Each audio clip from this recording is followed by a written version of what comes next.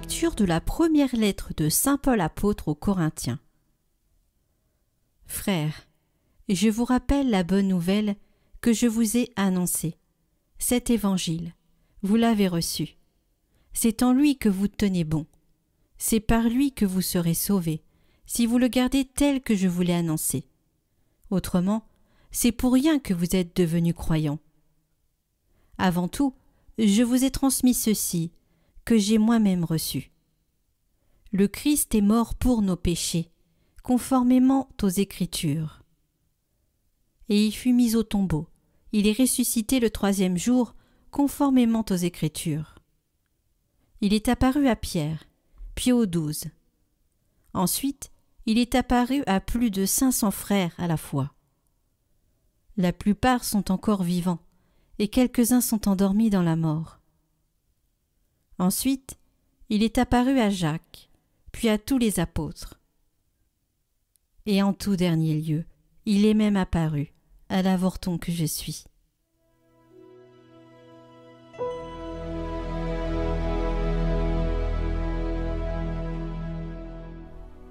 Par toute la terre s'en va leur message. Les cieux proclament la gloire de Dieu. Le firmament raconte l'ouvrage de ses mains. Le jour au jour en livre le récit, et la nuit à la nuit en donne connaissance.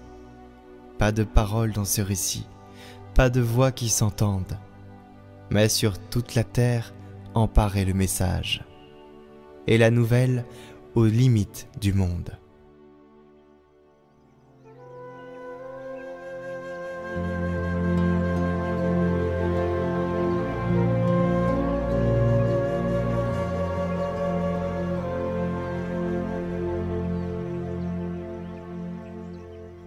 Évangile de Jésus-Christ selon saint Jean. En ce temps-là, Jésus dit à Thomas : « Moi, je suis le chemin, la vérité et la vie. Personne ne va vers le Père sans passer par moi. Puisque vous me connaissez, vous connaîtrez aussi mon Père. Dès maintenant vous le connaissez, et vous l'avez vu. » Philippe lui dit : « Seigneur, montre-nous le Père, cela nous suffit. » Jésus lui répond : « Il y a si longtemps que je suis avec vous, et tu ne me connais pas, Philippe.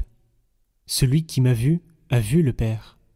Comment peux-tu dire : montre-nous le Père ? Tu ne crois donc pas que je suis dans le Père, et que le Père est en moi ? Les paroles que je vous dis, je ne les dis pas de moi-même. Le Père qui demeure en moi fait ses propres œuvres. Croyez-moi, je suis dans le Père, et le Père est en moi.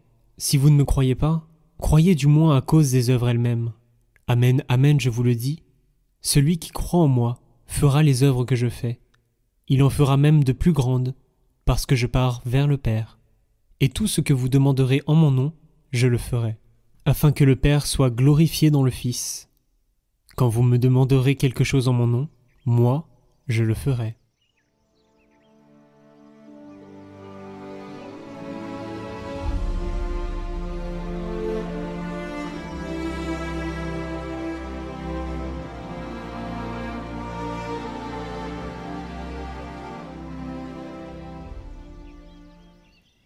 Et si on s'était trompé sur ce qu'est la foi ? Si croire, ce n'était pas ressentir quelque chose de fort, ni adhérer à des valeurs chrétiennes, mais s'enraciner dans un fait brut. Jésus est mort et il est ressuscité. Voilà ce que Paul martèle aux Corinthiens. Il ne brode pas, il transmet ce qu'il a lui-même reçu. Une expression très forte de la culture juive typique de la tradition rabbinique.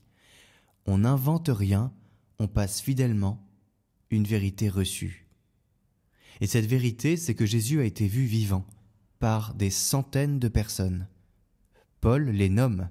Il veut qu'on sache que ce n'est pas un mythe spirituel, mais un événement historique. Et il va plus loin. Si vous ne gardez pas cet évangile tel que je vous l'ai annoncé, c'est pour rien que vous êtes devenus croyants. Voilà qui nous remet en face d'une vérité dérangeante.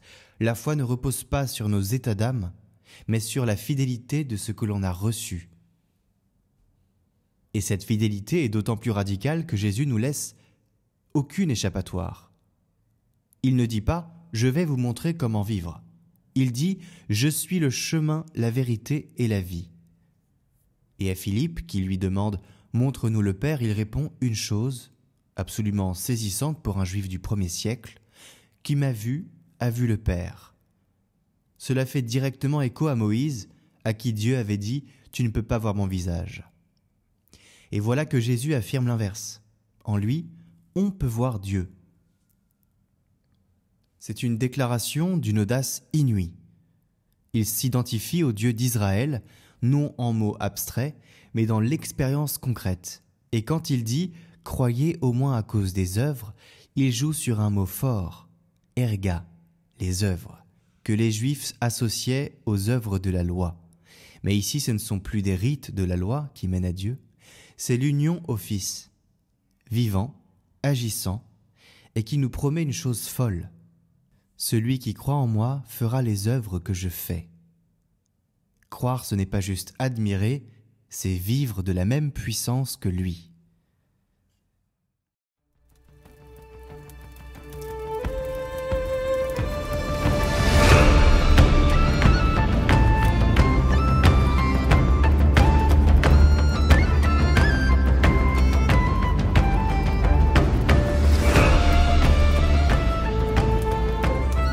Il y a plus de 2000 ans, Jésus confia à 2 de ses apôtres, Philippe et Jacques, des missions qui allaient façonner le cours de l'histoire.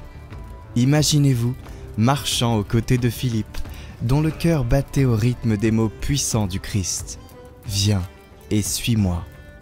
Quant à Jacques, il reçoit la charge précieuse de guider la toute nouvelle église de Jérusalem avant que Jésus ne rejoigne son Père. Bienvenue dans le podcast du Saint du Jour où nous allons plonger dans la vie et les enseignements de ces figures captivantes. Alors rejoignez-moi, il y a plus de 2000 ans sur les chemins poussiéreux de l'Asie à Jérusalem pour découvrir comment leur foi a façonné l'histoire.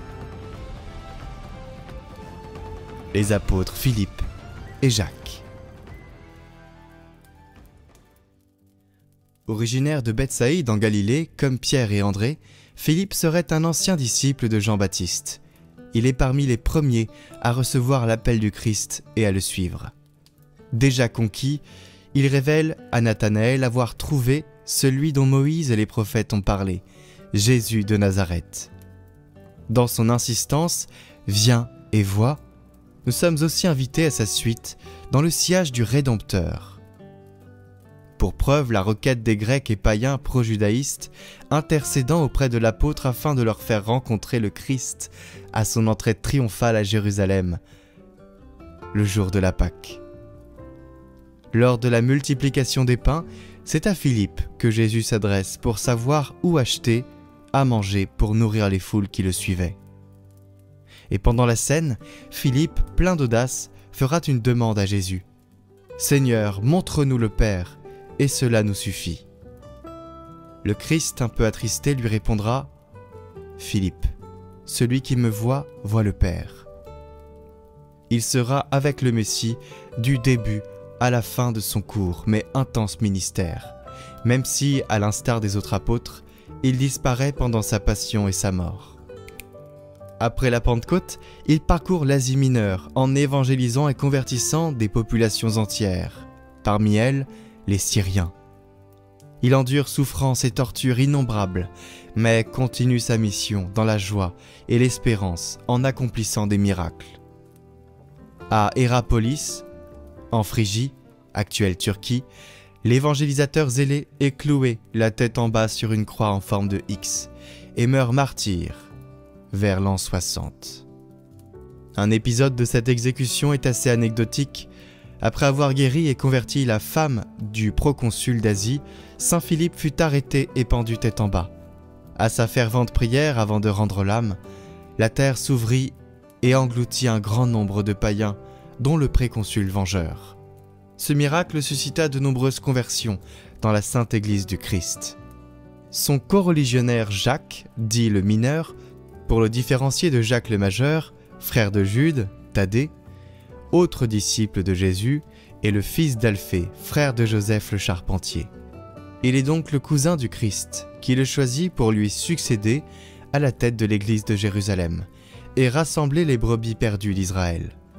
Il devient ainsi le premier évêque de Jérusalem et se distingue au fameux concile du même nom par son soutien aux nouveaux convertis. Aussi appelé le juste à cause de ses actions pleines de magnanimité, saint Jacques est d'une sobriété exemplaire, ne consommant ni viande ni alcool et observant les vœux. Les premières lettres catholiques qu'il a rédigées sont parmi les écrits les plus édifiants du Nouveau Testament. Il y reprend l'enseignement du Christ, affirmant notamment que la foi est morte sans les œuvres. Soucieux de sa communauté et même de ceux qui n'en font pas partie, il les exhorte à écouter la parole de Dieu et la mettre en pratique par une vie exemplaire. Régler les conflits dans la paix, persévérer et espérer dans l'épreuve, attendre la venue du Seigneur avec impatience. Malgré toutes ses qualités d'audace et d'évangélisation, le saint meurt martyr sur l'ordre du grand prêtre Ananie qui le fait lapider en 62. Ainsi, les apôtres Philippe et Jacques ont en commun d'être morts en martyrs à cause de leur zèle évangélique et d'avoir leur sépulture depuis le VIe siècle sous l'autel de la basilique des 12 apôtres à Rome. Ce qui justifie qu'on les fête le même jour. Pourquoi prier Saint Philippe et Saint Jacques ? Eh bien, dans le contexte liturgique actuel dont les textes parlent de la naissance de l'Église après la mort de la résurrection du Christ, ces deux saints sont des exemples. Colonnes de l'Église naissante, par leur martyre, ils témoignent et transmettent leur foi.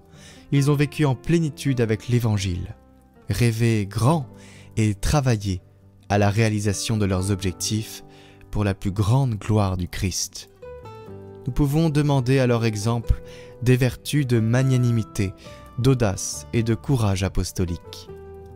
Saint Philippe est le saint patron des chapeliers et des pâtissiers et est prié afin d'accorder la rémission des péchés à nos âmes. Merci d'avoir suivi ce podcast sur la vie des saints avec nous. Si vous avez aimé ce format, n'hésitez pas à le partager autour de vous. Mais surtout, ne nous quittons pas avant d'avoir fait la prière à l'apôtre Saint Jacques. Cette prière est une prière pour tous ceux qui sont blessés, et nous avons tous une blessure. Et il convient d'en guérir pour avancer dans la vie. Alors demandons à Saint Jacques son intercession pour guérir ces blessures. Au nom du Père, du Fils et du Saint-Esprit. Amen. Saint Jacques, toi qui as reçu de Jésus-Christ, notre Seigneur, la grâce de guérir les blessures, je me permets d'invoquer ton nom pour que mes plaies se referment et ne se rouvrent jamais, pour que mes douleurs s'en aillent et ne reviennent pas, pour que mon sang s'arrête de couler hors de mon corps. Saint Jacques, qui as souffert ce que je souffre sous les pierres que l'on t'avait jetées, je te supplie de laisser en moi la vie. Amen. Saint Jacques, priez pour nous. Saint Philippe, priez pour nous. Chers amis, nous organisons notre première conférence avec notre tout nouveau projet Set Talk. Cette conférence aura lieu à Paris le 12 juin. Si vous souhaitez participer à cette conférence afin d'en savoir plus sur le cœur de Jésus et puis aussi de nous rencontrer, n'hésitez pas à vous inscrire. La billetterie est en lien en haut à droite et en description. Merci à vous de partager aussi cela autour de vous. Notre initiative a besoin, comme elle est nouvelle, de communication et vous êtes notre aide principale pour relayer cela à vos amis qui sont en région parisienne.